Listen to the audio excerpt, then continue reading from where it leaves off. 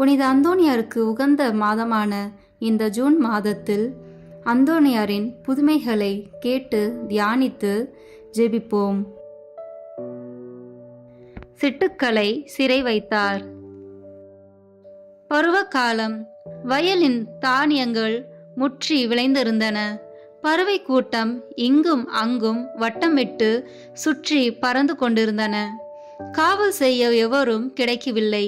தந்தை மார்ட்டின் அவசிய தேவை காரணமாக போக வேண்டியிருந்தது. எனவே மகன் அந்தோணியாரை வயலுக்கு அழைத்து சென்று, மகனே, அதோ பார், சிட்டுக்கள் எல்லாம் வயல் மேல் வட்டமிட்டு சுற்றுகின்றன. அவை வயலினுள் இறங்கினால் தானியங்களை அழித்து பாழாக்கிவிடும். எனவே இங்கு நின்று குருவிகளை துரத்தும் என்று பணித்து சென்றார்.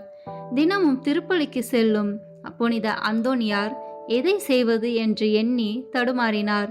தந்தையிட்ட கட்டளையை புறக்கணிப்பதா அல்லது திருப்பலிக்கு முற்றுப்புள்ளி வைப்பதா என எண்ணி கலக்கமுற்றார். தன் தாயார் முன்னர் கூறிய அறிவுரைகள் சிறுவனின் நினைவில் தோன்றின.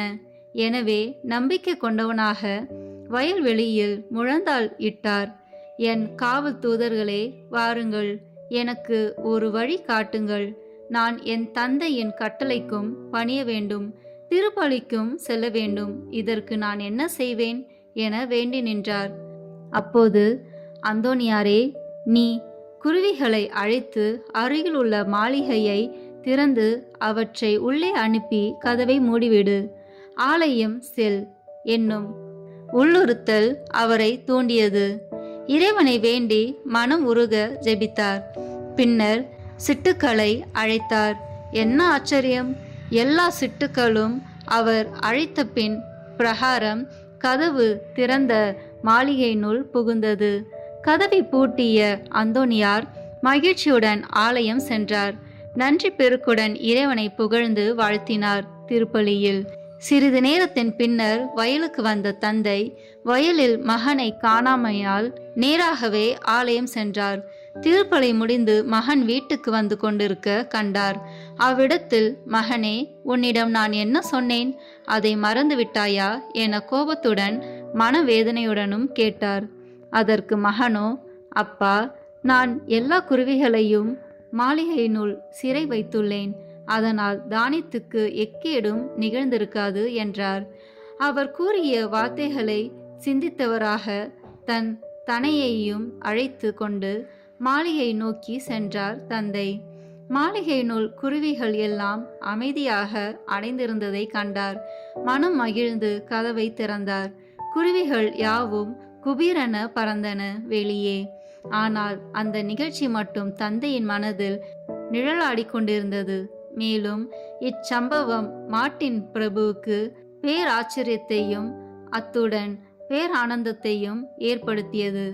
தனையன் இறை அருளோடு வளர்வதை எண்ணி தந்தை மகிழ்வுற்றார். இரண்டாம் புதுமை. சிறுமியின் துயர் போக்கினார்.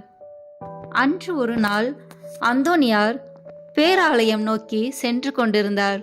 ஒரு சிறுமி நீர் நிறைந்த குடத்தை தலையில் சுமந்தபடி அவர் எதிரில் வந்து கொண்டிருந்தார்.